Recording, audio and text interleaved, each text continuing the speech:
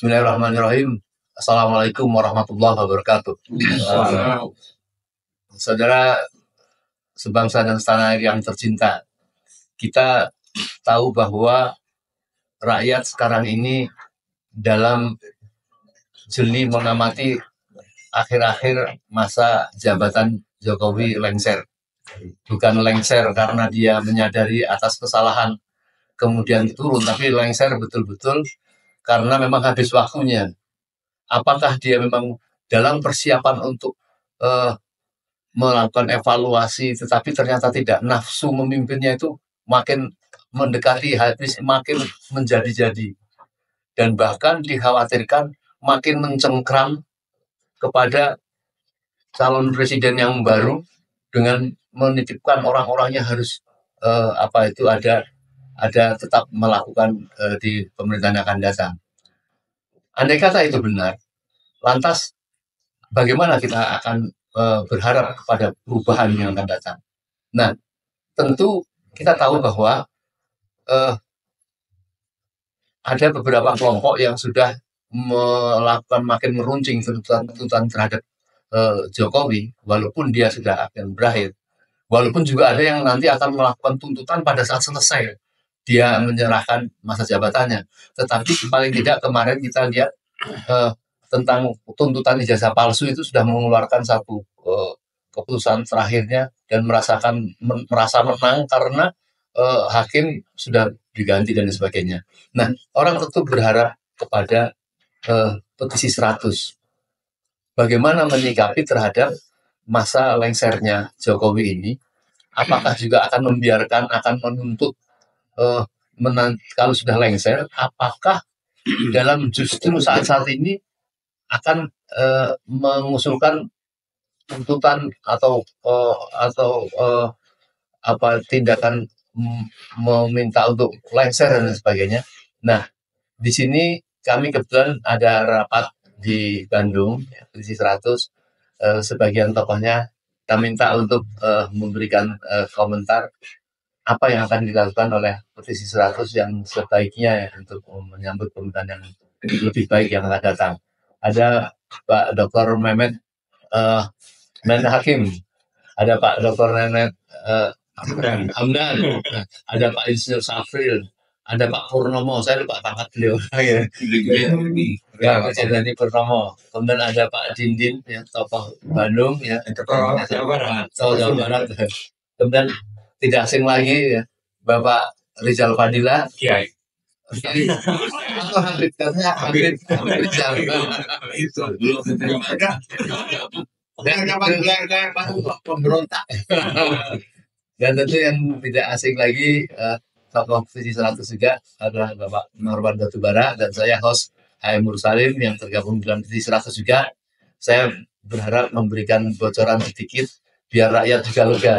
Ternyata tidak semua tokoh-tokoh itu kemudian lantas menghilang tanggung jawab terhadap rakyat yang sudah berani terprovokasi. Para tokoh termasuk petisi 100 ini sudah memprovokasi dalam artian positif gitu ya. Jangan sampai menghilang. Mungkin saya mulai dari Pak Safril dulu aja. Ya, Pak Safril cepat karena tuan rumah dan beliau termasuk badan pekerja. Ya, terima kasih Pak Musalim atau Omlim. Jadi dalam hal kehadiran hari ini untuk kita berbicara tindak lanjut, karena kalau nggak salah seminggu yang lalu kita juga mengeluarkan semacam pernyataan dan itu juga kita adakan pertemuan bukan seminggu yang lalu, 2 minggu yang lalu ya, itu pernyataan sikap mengenai tangkap dan adili Jokowi karena ya kejahatan dalam tindak pidana nepotisme termasuk keluarganya. Dan berikutnya kita juga menganggap bahwa ini kalau kita biarkan ya tentunya negara kita semakin terpuruk. Di dalam hal ini bagaimana kondisi yang terbaru misalnya kan sangat luar biasa dan juga sangat biadab dalam arti kata tanah-tanah yang dimiliki oleh masyarakat umum itu akan dijadikan PSN dan sudah dijadikan PSN, dan itu pun dengan berbagai cara untuk mereka miliki untuk kepentingan swasta. Ini juga sebagai tambahan pemikiran kita, sehingga alasan ataupun dasar untuk segera kita melakukan, ya, setelah pemakzulan, ya, penangkapan dan diadilinya Jokowi ini sesegera mungkin, itu sangat perlu dilaksanakan. Untuk itu kita memang mengharapkan rakyat, ya, tentunya bersama-sama dalam hal ini untuk bisa mengantisipasi, karena bagaimanapun kerusakan yang terjadi itu sudah sangat parah dalam segala hal, baik itu bidang ekonomi, politik, budaya, bahkan juga demokrasi juga sudah dihancurkan, ya, dirusak dengan kepentingan dinasti. Tidak lagi kepentingan rakyat, tapi kepentingan anak, keluarga, cucu, dan sebagainya dari Jokowi. Dan ini juga sudah disuarakan, kalau nggak salah tuh kemarin mahasiswa juga sudah bergerak, dan biasanya mahasiswa itu perjuangannya ke lebih banyak dengan fokus dengan beberapa tema. Tapi kemarin sudah temanya mengerucut, yaitu semata-mata gagalnya Jokowi. Untuk itu mereka juga sudah meminta untuk diadili dan juga ditangkap. Gitu. Ya kira-kira itu sebagai awal kenapa kita menyelenggarakan pertemuan berikutnya dari petisi 100, sehingga kita akan melakukan juga beberapa kegiatan yang nanti kita akan kaitkan dengan peringatan Hari Proklamasi pada tanggal 17 Agustus. Ya, jadi apa yang akan menjadi sikap petisi 100 tentunya akan ada semacam satu konferensi pers atau apa gitu terhadap pada masyarakat itu ya. Betul, Pamlik. Jadi kita akan adakan semacam acara itu, dan kita juga mengundang berbagai tokoh, dan kita juga dalam hal ini mensosialisasikan sehingga masyarakat paham betul apa yang sebenarnya terjadi, dan juga mengantisipasi bahwa yang namanya Indonesia ini yang sudah sangat rusak, yang ditinggalkan oleh Jokowi itu benar-benar harus diselamatkan. Saya kira itu. Ya, baik. Mungkin dilanjut sampingnya saja langsung Bapak Hamdan. Baik, saudara-saudaraku, bangsa Indonesia seluruhnya, pada hari ini kami dari petisi 100 berkumpul, dan kalau berbicara petisi 100 yang berkumpul ini kita sudah sejak 3 tahun lalu. Kita berkumpul dengan menamakan diri komunitas ini adalah petisi 100 karena ada 100 orang tokoh, yang lainnya memang tidak hadir. Yang kami rumuskan sejak dulu itu, sejak 3 tahun lalu itu adalah bahwa Jokowi harus dimakzulkan. Karena apa? Karena ternyata apalagi terakhir-terakhir ini bukan hanya sekedar sumpah jabatan kepresidenan yang Jokowi langgar, tapi juga dia sudah melakukan pelanggaran hukum pidana. Dia melakukan nepotisme. Itu bisa dihukum dengan hukuman penjara 19 tahun misalnya. Itu menurut hukum pidana. Sedangkan hukum ketatanegaranya dia sudah mengingkari sumpah jabatannya sebagai presiden, di mana dia mengucapkan sumpah jabatan itu di bawah Al-Quran. Ini bukan main-main, itu sebuah proses dan tindakan yang sangat sakral, yang berkaitan bukan hanya antara manusia dengan manusia, tapi manusia dengan Tuhan. Nah, dari sisi inilah kami sejak 3 tahun lalu itu mempunyai sebuah keyakinan bahwa Jokowi sudah melakukan pelanggaran, dan terlalu banyak pelanggaran itu. Dari mulai mengatakan dia ada mobil SMK, kemudian ada uang 11.000 triliun di kantongnya, dan seterusnya. Kemudian dia menghancurkan eksistensi atau keberadaan Mahkamah Konstitusi dan Mahkamah Agung, ya.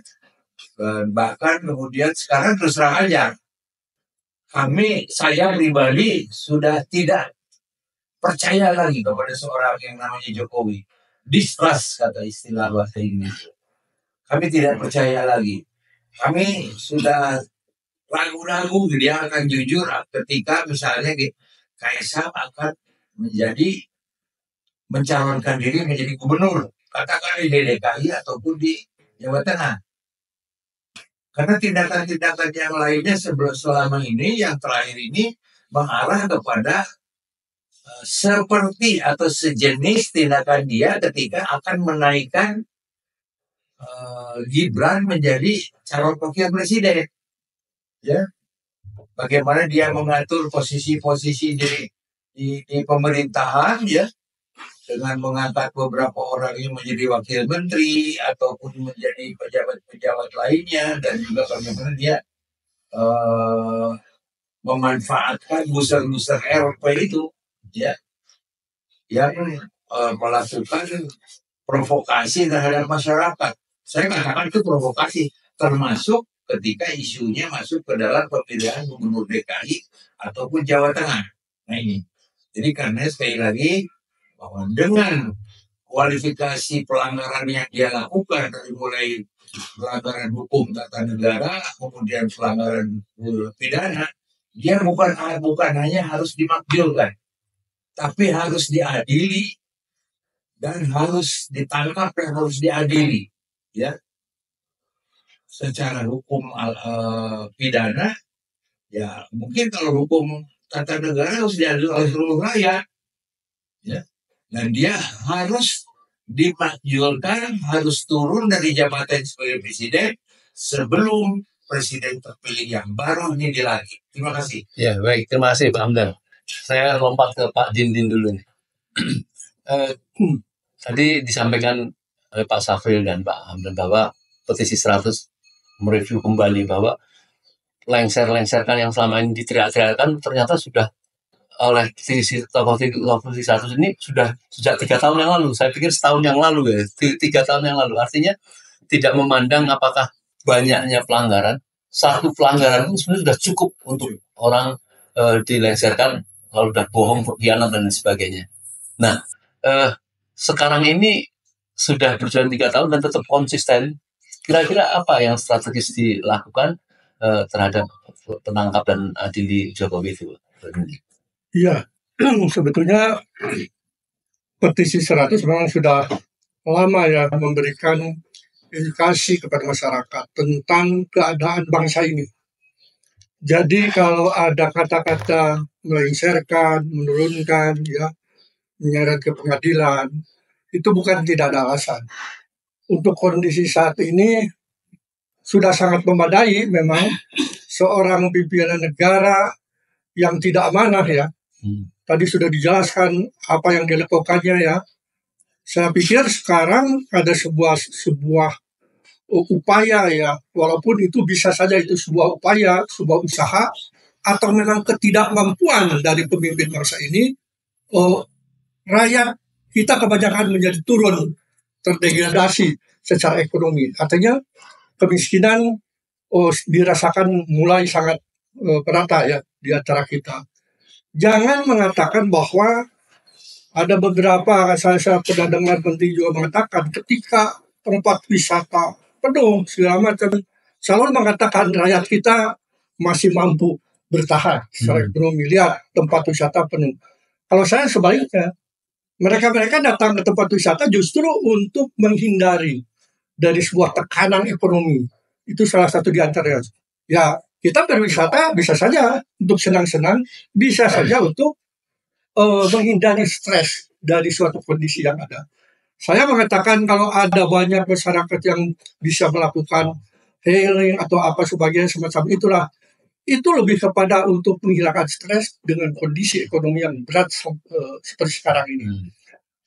Nah, kita bisa lihatlah yang ringan-ringan aja, harga-harga bahan pokok segala macam kan selalu terus naik segala macam, dolar nggak bisa ditekan.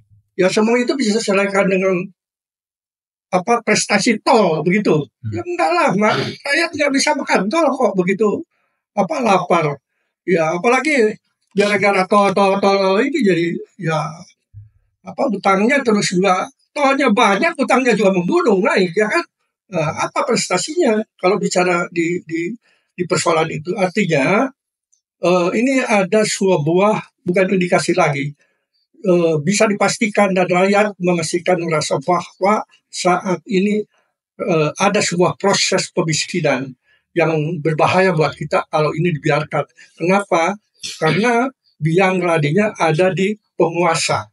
Ya tidak becus, tidak mampu ya mengangkat harkat derajat baik secara ekonomi, budaya dan lain-lain dari masyarakat kita. Untuk itulah hati-hati ya, hati-hati. Masyarakat itu bukan berarti hopeless, cuma diam saja, tiduran enggak. Suatu ketika dia akan bangun ya.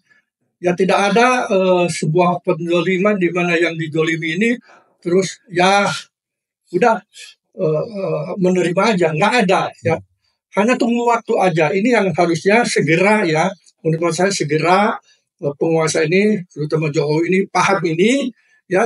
Kalau enggak ya siap dengan risiko. Dan juga menurut saya Prabowo juga harus hati-hati ya dalam konteks pembinaan kekuasaan ini. Ya Prabowo jangan terlalu jauh dengan kekuasaannya karena dia akan diwarisi dengan segala macam persoalan. Ya bukan hanya persoalan hutang, persoalan sosial ya, persoalan ekonomi dan lain sebagainya.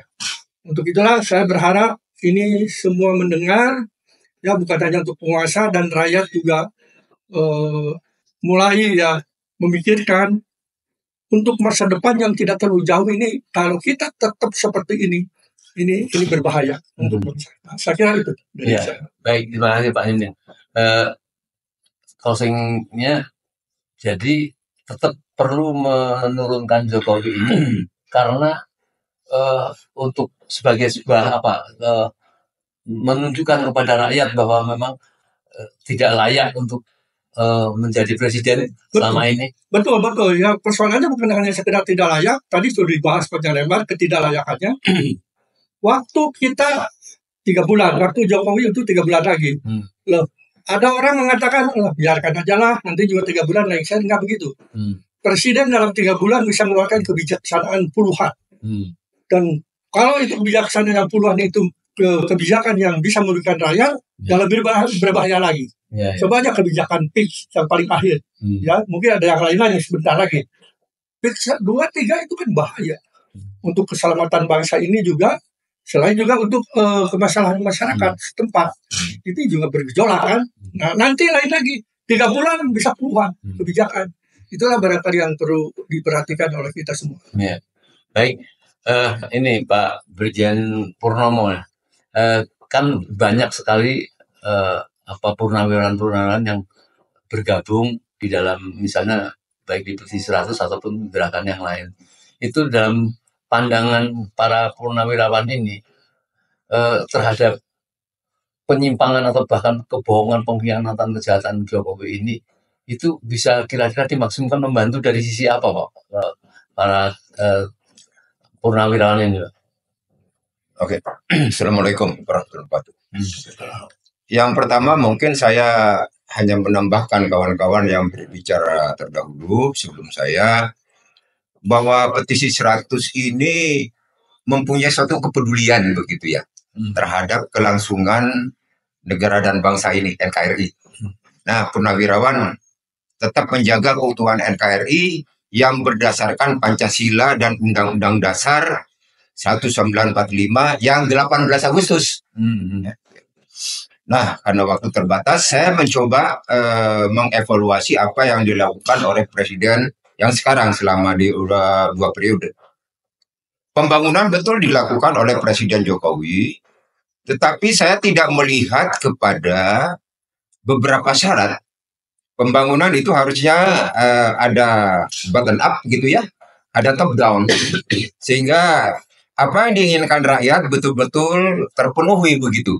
Ini kan tidak, ini karena top down aja, jadi mau-maunya saja. Contoh misalkan sekarang kita mau bikin IKN, nanti ada taksi terbang dan sebagainya. Pada satu sisi yang lain rakyatnya belum bisa makan kok. Sekarang kalau nggak kerja nggak makan kok. Anak sekolah mau ke sekolah juga masih naik jembatan tali kok. Ini kan harus dipikirkan dulu begitu ya. Boleh-boleh saja.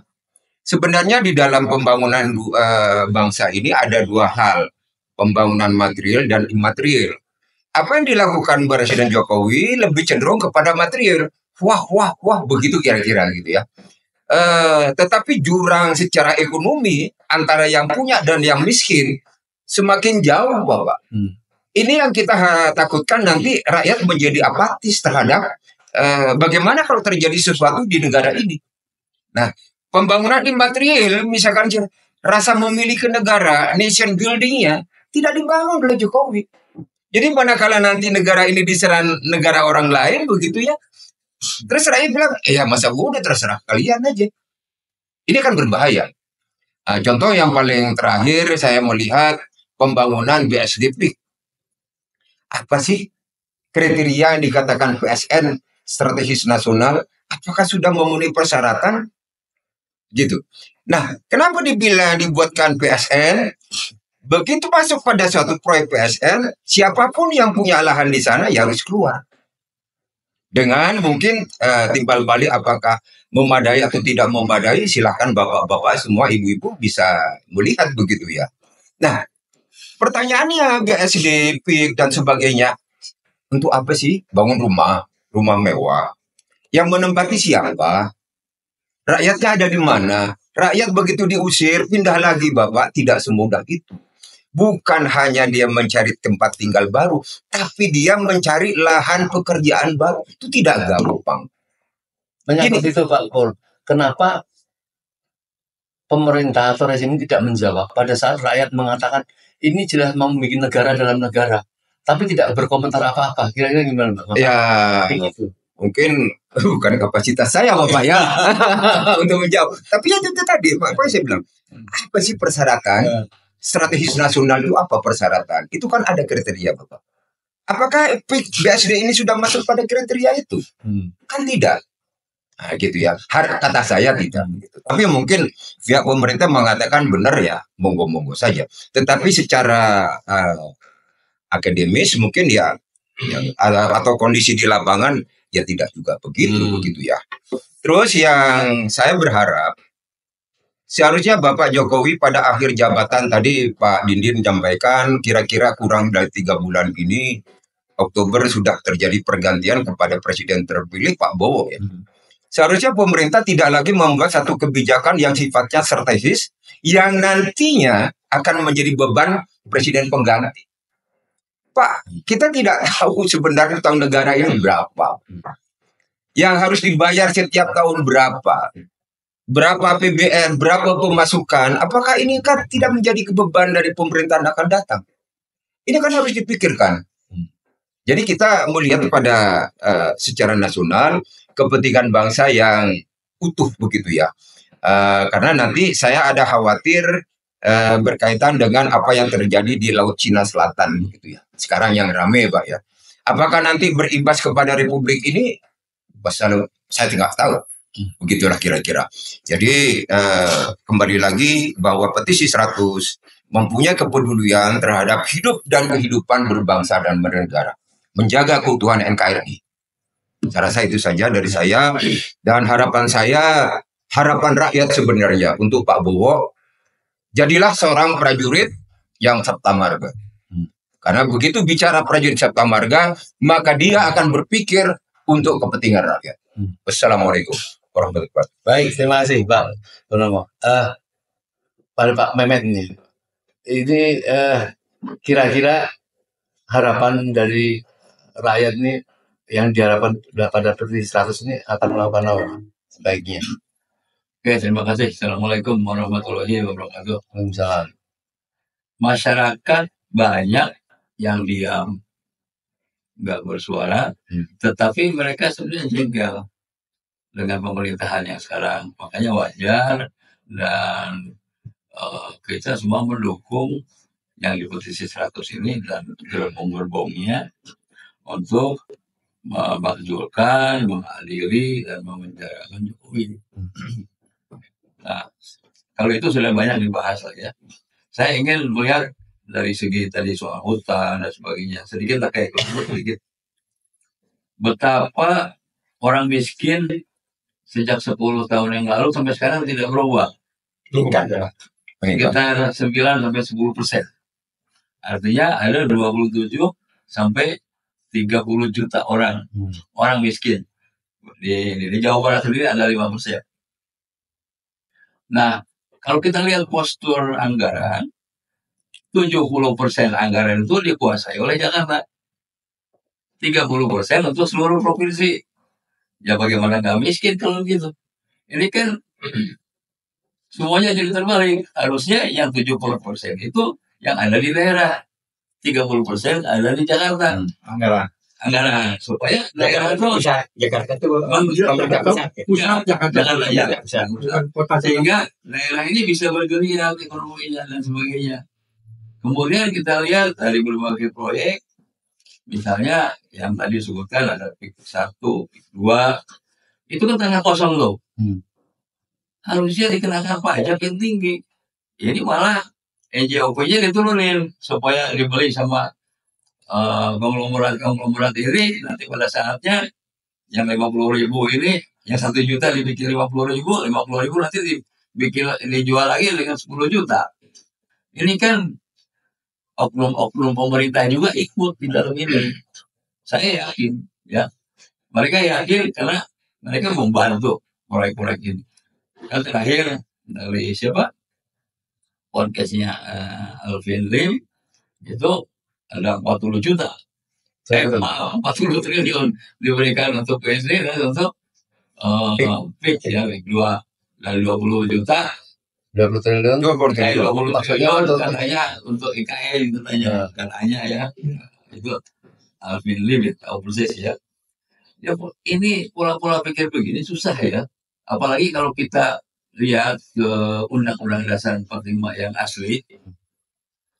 Itu kan di pasal 33 itu jelas bahwa bumi, tanah, air itu harus dikuasai oleh pemerintah dan diusahakan oleh negara dan diusahakan sebaik-baiknya untuk kemakmuran rakyat Sebanyak-banyak. ya. Kalau ini balik bukan untuk rakyat tapi untuk pengusaha ya. Jadi ini ada sebuah pengingkaran terhadap Undang-Undang Dasar ya. Jadi dosa Jokowi itu adalah di dalam situ. Dia sudah melanggar Undang-Undang Dasar, bukan Undang-Undang Dasar. Jadi Undang-Undang Dasar sudah dilanggar bersama rezimnya. Jadi apa maksudnya rezim itu memberikan fasilitas yang begitu besar kepada pengusaha? Ya, Bukankah seharusnya sebaliknya? Apakah memang ini ada kerjasama yang kemudian akan mendapatkan keuntungan di luar pemerintah antara rezim yang sekarang dengan para oligarki ya? Yang pasti ini dengan Cina, ya RRC maksudnya ya, dengan RRC. Karena Cina ini ada 3 golongan ini, ada golongan pelajar, ada golongan pengusaha biasa, ada golongan naga-naga ini. Nah naga-naga ini yang jahat ini, dia membeli kekayaan dan mencuri uang dari rakyat lewat pajak lah, lewat segala macam aturan-aturan sehingga menguntungkan mereka. Yang paling miskin itu di bawah 500.000 rupiah per bulan. Bayangin ya, di bawah 500 rupiah per bulan. Nah, yang terkaya itu punya ratusan triliun. Ini kan dia punya bukan main ya, yang disebut dengan Gini rasio. Kita nggak benar. Tapi kalau tadi proporsi uangnya itu dibagi 70% di masyarakat, di daerah ya, di kabupaten, di provinsi, dan 30% di pusat, itu akan berubah.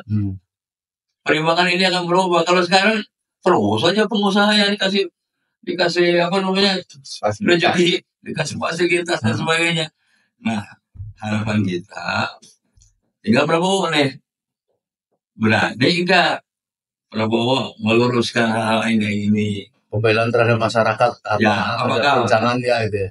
Nanti Prabowo ini masih pro masyarakat atau pro Jokowi, kita nggak tahu nih. Pro Jokowi tanda kutip ya, artinya pro pengusaha, yeah. Atau masih pro Cina, RRC. Bayangkan ada berapa 11 juta, mungkin puluh juta ya, yang sudah masuk ke Indonesia. Kapan mereka diusir kembali? Coba kita ingat-ingat sekarang, ada yang disebut proyek turnkey project. Apa maksudnya turnkey project? Ya, seorang usaha membuat proyek itu sampai jadi. Setelah jadi, orangnya pulang nggak? Kan harus pulang orangnya. Apakah kita pernah mendengar orang-orang yang setelah menyelesaikan turnkey project itu kembali ke RRC? Kan enggak. Semuanya kerja di sini. Ditambah lagi terus setiap malam. Ini mau kemana ya nih? Ya, kita harus kasih makan. Beras dikurangin. Jadi tanah-tanah subur kan sekarang jadi kota nih. Jadi perumahan. Di satu pihak penduduknya bukan hanya penduduk Indonesia yang tambah, tapi dari Cina juga datang sini. Ya gimana pun susah. Jadi kita harap juga salah satunya itu, salah duanya nih, mudah-mudahan Prabowo bisa membuat kondisi sekarang di tahun katakanlah 2025 itu menjadi tahun produktivitas. Ya kalau di bidang pertanian misalnya, beras itu hanya 50% dari potensinya. Potensinya 10 ton gabah hanya rata-ratanya 5 ton. Artinya masalah teknis ini enggak dia. Masalah gula harusnya dia bisa 9 ton. Ini hanya 4-5 ton, 50% juga. Sawit lebih gila lagi. Harusnya bisa 10 ton. Minyak ini hanya 33%, 35%. Jadi betapa kerugian negara, kerugian bangsa dan rakyat karena produktivitas kita. Baik Pak. Ya, jadi Bapak mengamatin sekali ya tentang ketimpangan baik dalam pembangunan, bagian belum dan yang lain-lain. Mas Rizal, ini luar biasa, ini para pengamat dan rakyat melihat sekali. Kita menghadapi penguasa ini sudah rakyat merasa betul-betul berhadapan dengan pimpinan penjajah. Tetapi kalau penjajah itu kan dari luar, ini di tengah-tengah kita sendiri tidak peduli terhadap rakyat, tetap melakukan seperti itu. Nah, fokusnya ini mengapa walaupun sebentar lagi dia lengser dengan sendirinya, Petisi 100 concern pokoknya lebih cepat, lebih bagus concern ke situ, atau bagaimana harapan-harapan terhadap presiden yang baru supaya tentu tidak menjadi penerus atau menjadi kaki tangan dari penguasa sekarang yang tidak pernah mau keinginan turun. Jangan Pak Mas. Ya, saya kira kemudian fokus kita rezim ini. Rezim ini kita bisa turunkan karena dosanya sangat banyak. Pasti kan berpengaruh kan terhadap perilaku rezim berikut siapapun. Gitu. Jadi yang menurut saya adalah kita concern gitu kan. Dan itu petisi 100 tidak keluar dari misinya, tetap makzulkan Jokowi kan gitu, karena sudah terbaca berbagai perilaku yang menyimpang gitu kan. Dan kulminasi bolehlah kemarin ada aksi mahasiswa. Kalau mahasiswa sudah bergerak, sebetulnya itu gambaran. Apalagi sampai menyimpulkan bahwa pemerintah gagal, Jokowi gagal. Kita udah lama bilang gagal, tapi mahasiswa sekarang oleh aksi kemarin gagal. Oke, kalau sudah gagal berarti kan harus dilawan gitu Pak. Jadi sebetulnya bahasanya itu lawan. Dan elemen-elemen rakyat ini sudah sampai ke tingkat itu. Katakanlah tadi mahasiswa kemarin, sebelumnya juga mama, belum lagi suara kritis para purnawirawan, Ada alim ulama dan para santri, gitu kan. Kemudian cendekiawan masuk ke ruang-ruang pendidikan. Saya kira ini sekarang ini adalah fase atau marhalah perlawanan. Gitu. Jadi rakyat sudah mau melawan atas kebobrokan rezim ini, gitu Pak. Jadi petisi 100 concern itu untuk melakukan itu, turunkan, gitu kan. Kemudian bukan hanya diturunkan, gitu, bahwa rezim yang dipimpin Jokowi harus bertanggung jawab, nggak bisa enak betul turun doang. Nanti dia harus tangkap, adili. Gitu. Dan mekanisme hukum menuju sana gampang. Itu sampai malam mahasiswa itu berharap bisa ditemuin nama Jokowi. Kira-kira apa yang ingin dikatakan mahasiswa itu? Ya sebetulnya mahasiswa ingin bahwa kalau Jokowi ada, ikutlah pendahulunya presiden dulu. Kalau sudah gagal, nggak mampu, nggak bisa lagi menemui mahasiswa juga, gitu kan? Ya mundurlah, turun. Sebetulnya itu, gitu. Kalau sudah dikualifikasikan pemerintahan gagal, mundur, turun. Gitu. Itu mahasiswa saya kira sampai pada tekanan itu maunya, kalau tadi bahasa maunya ya gitu kan. Tapi kalau itu belum, ya berarti harus dipaksa bersama-sama rakyat ini untuk melakukan upaya mengundurkan, Pak. Gitu. Dalam Pak. waktu 3 bulan ini, kira-kira karena semua elemen sudah suaranya sama, apa memungkinkan dia bisa mundur sebelum 20 Iya, Oktober? saya kira tadi tekanan untuk mundur dan dimundurkan satu paket, gitu kan. Dan itu adalah ikhtiar maksimal, dan konteks kesejarahan politik itu jangankan 3 bulan, 2 bulan, sebulan, 2 minggu juga bisa, Pak. Itu yang paling penting adalah satu keyakinan kita, dan keyakinan itu ada pada para penggerak di petisi 100 ini. Sehingga kita tidak pernah merasa nggak mungkin gitu kan. Dan kita akan berjuang terus gitu kan sampai upaya untuk disebut tadi memakzulkan, menurunkan, atau bahasa tanda kutip menggulingkan gitu Pak. Gitu. Kalau Jokowi sudah tahu lah sikap terhadap petisi 100, dia pasti merasa dilawan itu ya. Nah, calon presiden ini kira-kira terhadap petisi 100 kurang lebih senang dengan gerakan petisi 100 atau sama saja nih? Harusnya dia bersama-sama petisi 100. Gitu.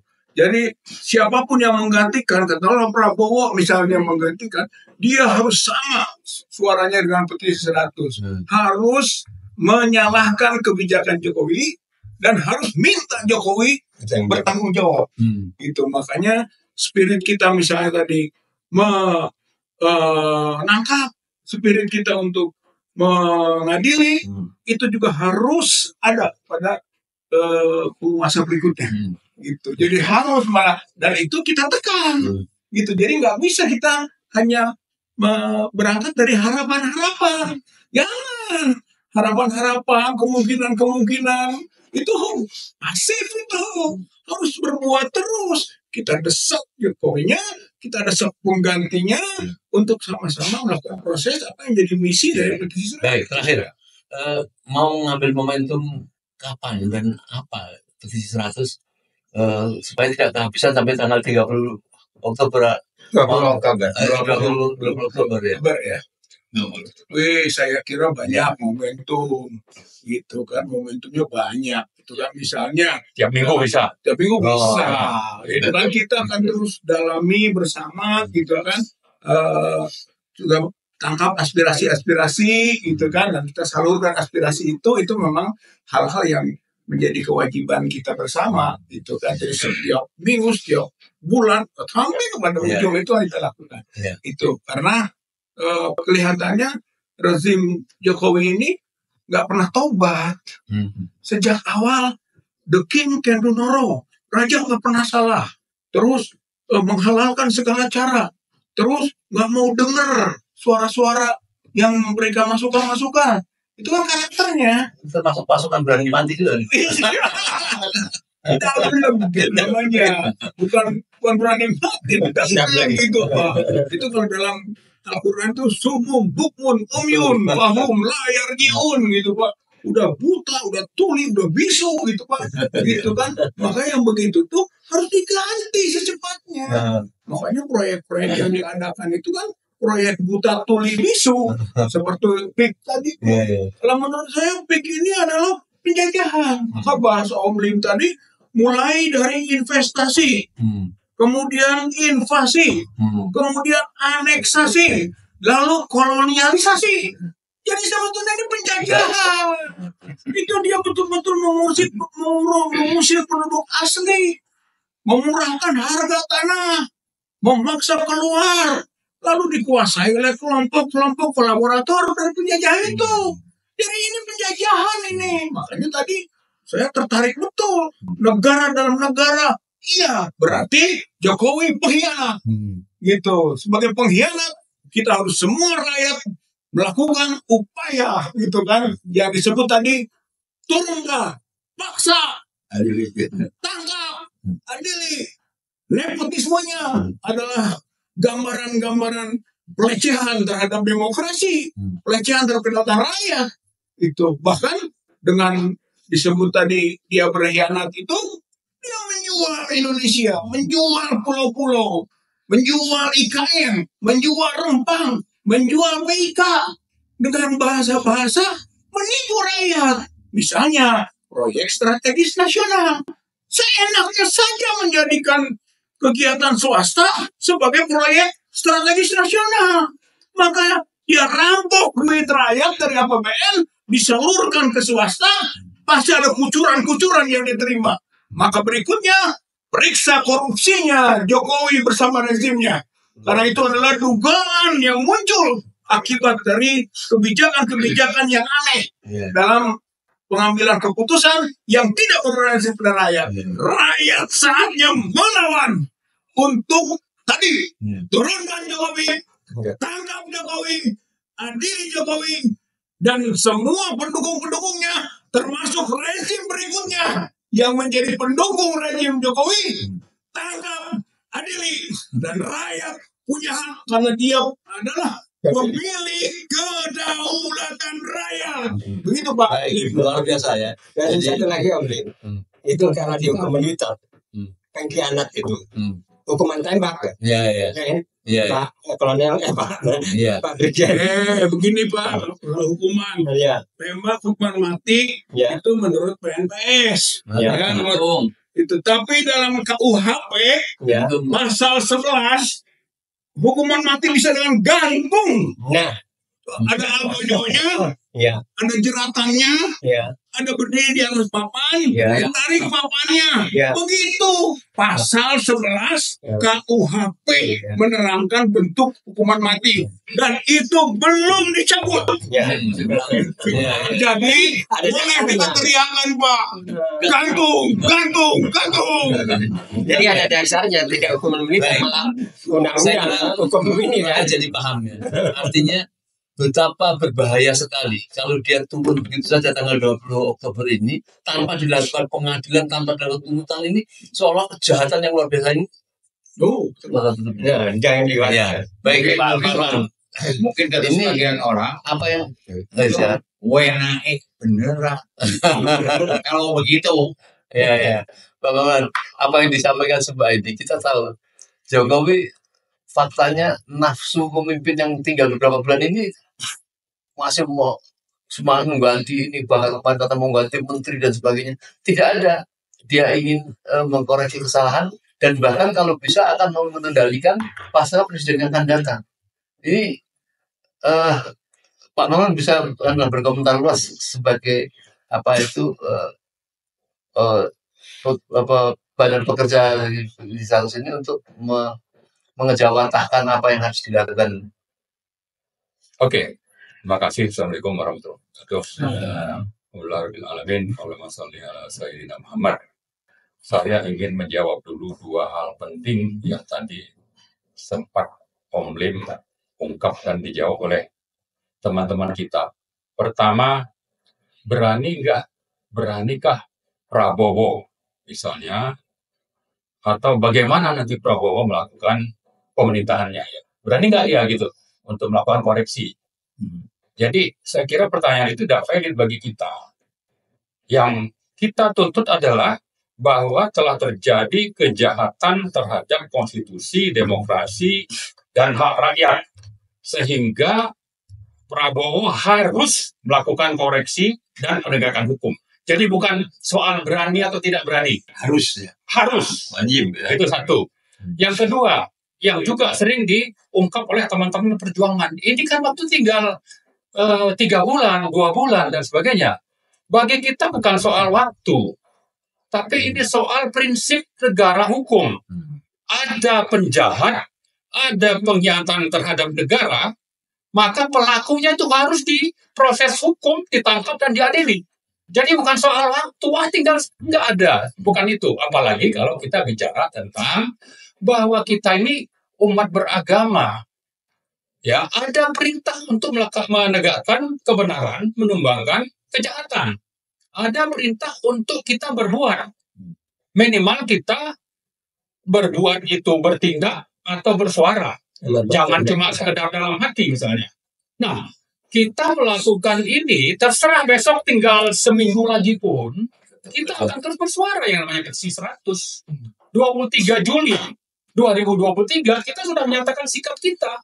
Minta supaya ada proses pemakzulan terhadap Joko Widodo. Sesuai dengan pasal 7A, dilanjutkan dengan 7B. Dan kenapa kita menuntut itu? Karena kita punya sekian banyak fakta di lapangan bahwa ini negara-negara hukum. Maka penyelenggara-negaranya harus patuh taat kepada hukum.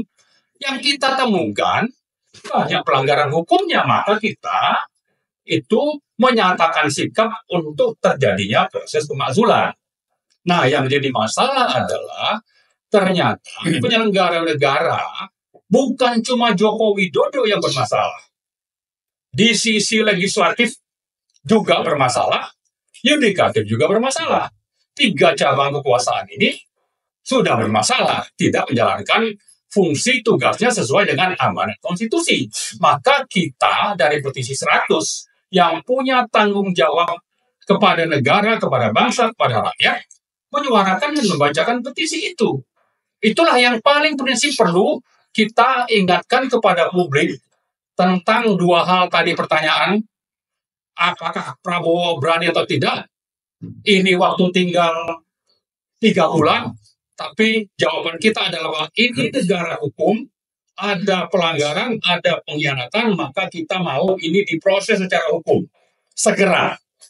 Kalau tidak bisa oleh legislatif, DPR, MK, MPR nanti, maka yang punya hak suara yang dijamin oleh konstitusi di pasal 28 dan 28E, yaitu publik, punya hak untuk menyatakan pendapat, bersikap, berkumpul, maka saya menghimbau kita semua rakyat ini, ya, melalui people power. Ini dijamin oleh konstitusi. Mari kita lawan rezim yang sudah mengkhianati konstitusi ini. Nah, yang paling penting juga kita ingat, ya, kenapa seperti itu? Pertanyaan Om Lim yang terakhir, ya. Ini kan memang motifnya itu adalah ingin terus berkuasa, ingin mendapatkan keuntungan ekonomi atau rente, ingin mengentertain siapa-siapa yang negara yang mendukung dia, terutama Cina. Nah, kalau motifnya sudah seperti itu, maka dia melakukan penghalalan segala cara. Maka konstitusi dilanggar. Dampaknya apa dengan sikap pemerintahan seperti ini? Sikap oligarki, ya, ada penguasa, ada pengusaha, ini bersatu, didukung pula oleh Cina. Partai-partai di sana juga ikut mendukung. Kalau sudah seperti ini, kan negara itu seolah tidak berdaulat. Jadi terjajah.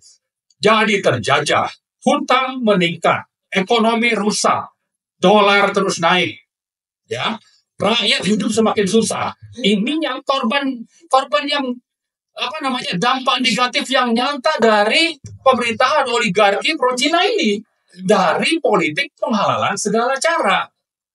Apakah Anda rakyat akan hanya membiarkan kelakuan rezim yang seperti ini, termasuk yang katanya presiden terpilih itu punya sumpah sabta marga, ya, akan menghentikan atau melanjutkan program oligarki ini?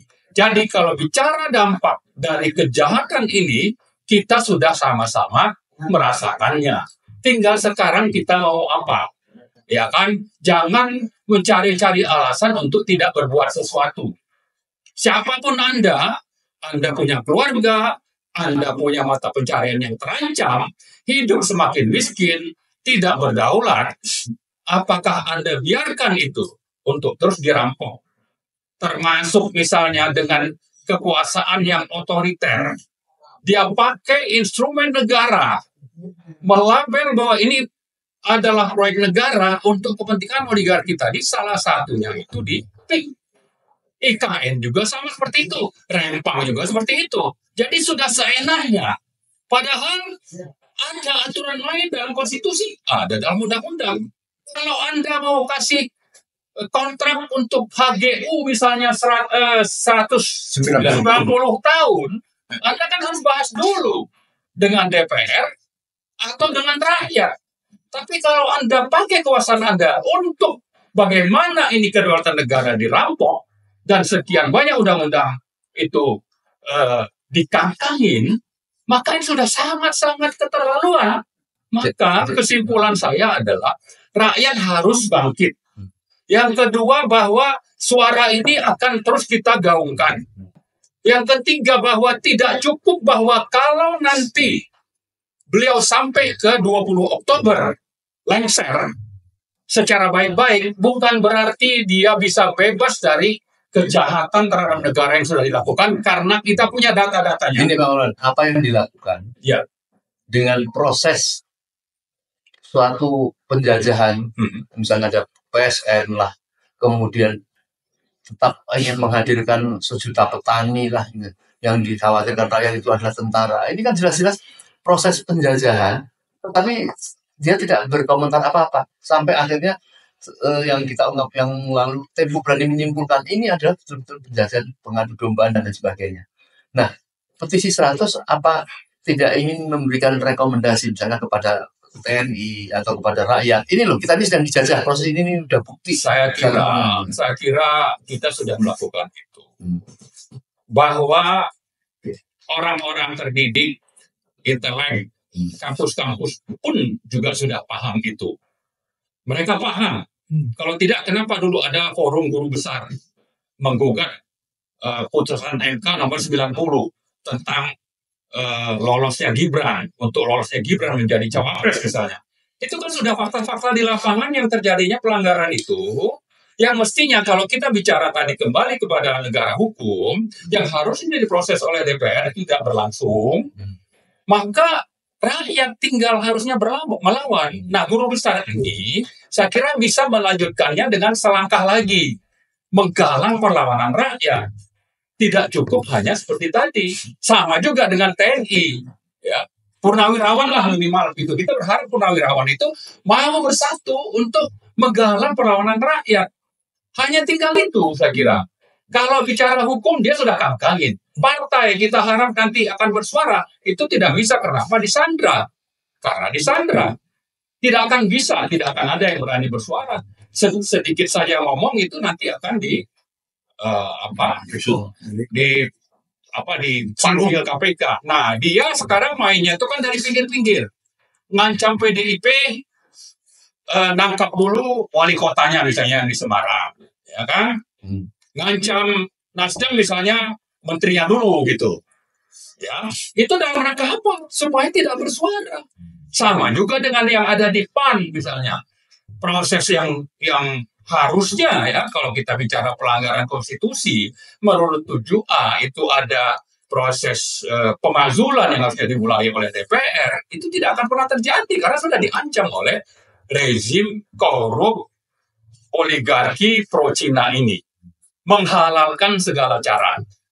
Maka saya bilang, saya berharap rakyat melakukan perlawanan. Mari kita turun bersama-sama. Ini tanggung jawab kita. Ya, anggap saja ini jihad. Ya memang jihad. Ada kemungkaran, nahi mungkar, maka kita harus melakukan sesuatu. Yang paling optimal itu kita berbuat di lapangan. Tidak sekedar dalam hati. Tapi nyatakan bahwa sikap dan perbuatan kita sama, maka mari sama-sama kita lawan. Tidak peduli ini tinggal 2 bulan atau kapanpun. Mari saya menghimbau kita semua untuk bangkit melakukan perlawanan.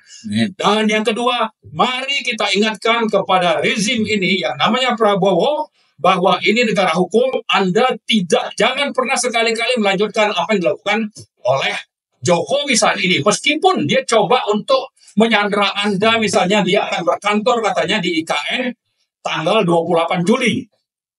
Nah, meskipun itu nanti akhirnya bisa dia berkantor di sana, bukan berarti Prabowo tidak bisa membatalkan proyek itu.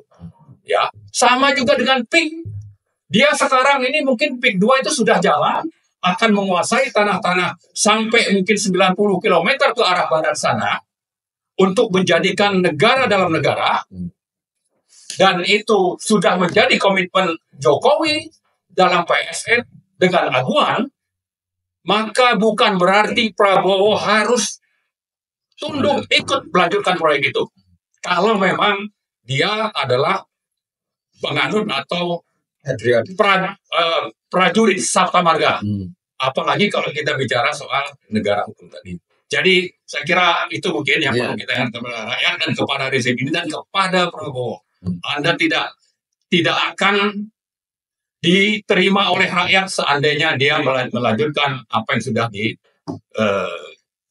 menjadi kebijakan dan sudah dituliskan dalam peraturan undang-undang oleh Jokowi. Ini saya kira rakyat akan berada di belakang Prabowo sepanjang dia konsisten dengan konstitusi dan undang-undang dan tidak pernah takut harusnya untuk membatalkan apa yang sudah ditandatangani oleh Joko Widodo. Baik, saudara, kita sudah cukup memberikan satu gambaran sikap dari teman-teman di 100 selama 52 menit ini tadi. Jadi inilah tanggung jawab yang tentu bisa dilakukan petisi 100 ke depan. Karena petisi 100 ini kan bukan sebuah lembaga yang bisa melakukan eksekusi, ini kan hanya sesama anak peduli bangsa yang ingin bertanggung jawab terhadap kebaikan negeri ya. Terpaksa juga harus mengatakan yang tegas terhadap apa yang mesti dilakukan oleh pemerintahan yang akan datang. Apabila tidak mau dicap seperti pemerintah di zaman Jokowi yang jelas-jelas sudah bertindak sebagai penjajah. Dan kita sampai sekarang belum tahu apakah Jokowi itu punya kelainan atau memang ada yang menyetir ini. Kalau saya ngomong kayak ini Mas Rizal udah pengen komentar lagi. Saya kira mungkin ini insya Allah semoga kita tetap diselamatkan dalam waktu dekat ini, tetap bisa menunjukkan kepada rakyat dan bertanggung jawab kepada Allah, melakukan sikap kepada bukan saja orang biasa, pemimpin yang menyengsarakan terhadap rakyat yang baik dan patuh ini sebenarnya pada kebaikan di negeri ini. Saya kira mungkin itu baik. Assalamualaikum warahmatullahi wabarakatuh. Waalaikumsalam.